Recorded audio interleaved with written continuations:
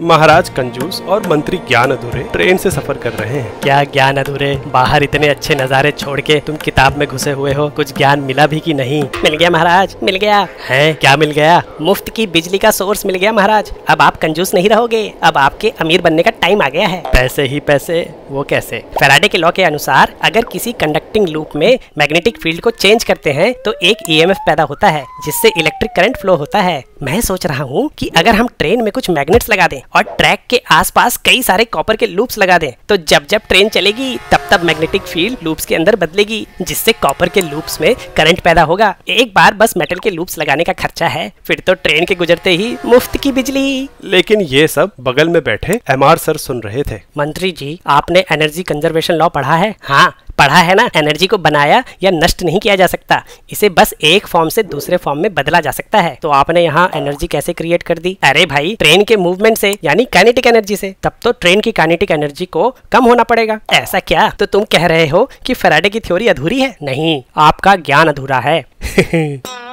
जैसे changing magnetic field current पैदा करती है, वैसे ही मूविंग चार्जेस भी मैग्नेटिक फील्ड जनरेट करते हैं और इसी फील्ड की डायरेक्शन तुम राइट हैंड थंब रूल से निकाल सकते हो। यहाँ आपके सेटअप में जो लूप में करंट पैदा होगा उसकी वजह से एक नई मैग्नेटिक फील्ड बनेगी और ये मैग्नेटिक फील्ड तुम्हारे ट्रेन में रखे मैग्नेट्स की फील्ड के बिल्कुल अपोजिट होगी। अब इस मैग्नेट पे आगे से एक रिपल्सिव फोर्स और पीछे से एक अट्रैक्टिव फोर्स लगेगी, यानी ट्रेन पे एक नेट फोर्स लगेगी पीछे की तरफ जो इसे स्लो करेगी। तो क्या हुआ? ट्रेन और फास्ट कर देंगे। तब कॉपर के लूप्स में करंट और ज्यादा हो जाएगा और अपोजिंग मैग्नेटिक फील्ड भी। अगर ध्यान दो तो तुम यहाँ फ्री एनर्जी क्रिएट नहीं कर रहे, बल्कि ट्रेन की एनर्जी जो कि फ्यूल या इलेक्ट्रिसिटी से आ रही है उसी को लूप में ट्रांसफर कर रहे हो। यानी फैराडे के लॉ में भी एनर्जी कंजर्वेशन काम आता है। बिल्कुल, मतलब तुम एनर्जी को एक फॉर्म से दूसरे फॉर्म में कन्वर्ट करते हो। मेरा जीनियस प्लान बेकार निकला। दुनिया में कुछ भी फ्री नहीं मिलता। अरे इतना अच्छा ज्ञान फ्री में तो मिल गया। हम जब कंजर्वेशन ऑफ एनर्जी की बात करते हैं तो हमारे दिमाग में जनरली पोटेंशियल एनर्जी और काइनेटिक एनर्जी का कन्वर्जन ही आता है, लेकिन इलेक्ट्रोमैग्नेटिक इंडक्शन में भी हम कंजर्वेशन ऑफ एनर्जी को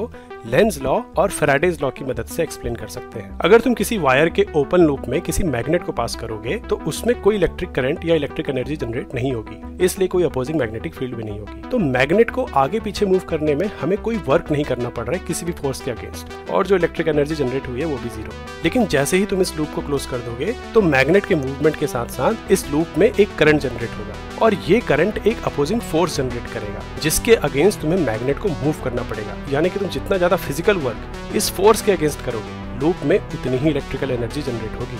अगर जेईई या नीट की तैयारी कर रहे हो तो फिजिक्स वाला के बैचेस चेकआउट करो, लिंक चैनल पेज पे है, और इस कूपन कोड को इस्तेमाल करोगे तो डिस्काउंट भी मिलेगा।